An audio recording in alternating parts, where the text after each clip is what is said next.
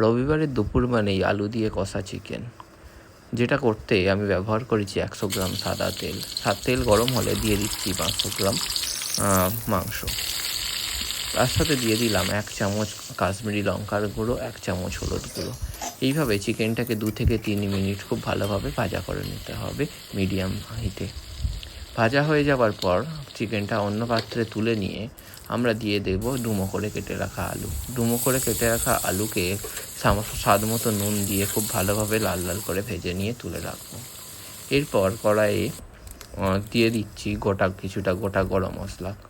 গোটা গরম মশলা থেকে ফ্লেভার ছেড়ে দিলে দিয়ে দিচ্ছি 2 মিডিয়াম সাইজের বেটে রাখা পেঁয়াজকে খুব ভালোভাবে ভেজে নিয়ে এখন দিয়ে দিচ্ছি 2 চামচ আদা রসুন বাটা এবং লঙ্কা বাটা।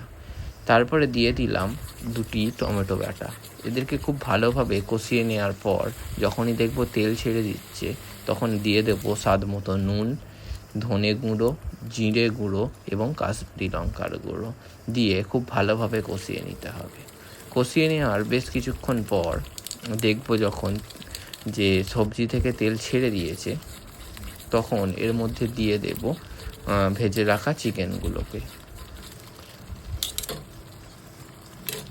এবং খুব ভালোভাবে আবার এই মশলার মধ্যে কষিয়ে নিতে হবে।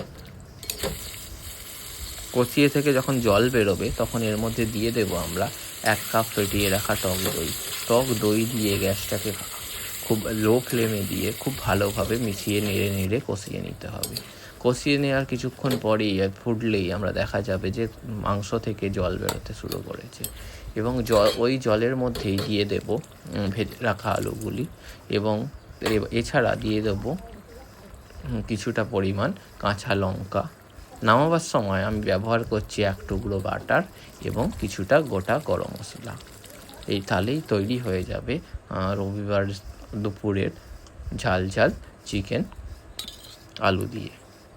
ভিডিওটা কেমন লাগলো অবশ্যই কমেন্ট ও লাইক করে জানাবেন। চ্যানেলটা ভালো লাগলে সাবস্ক্রাইব করবেন।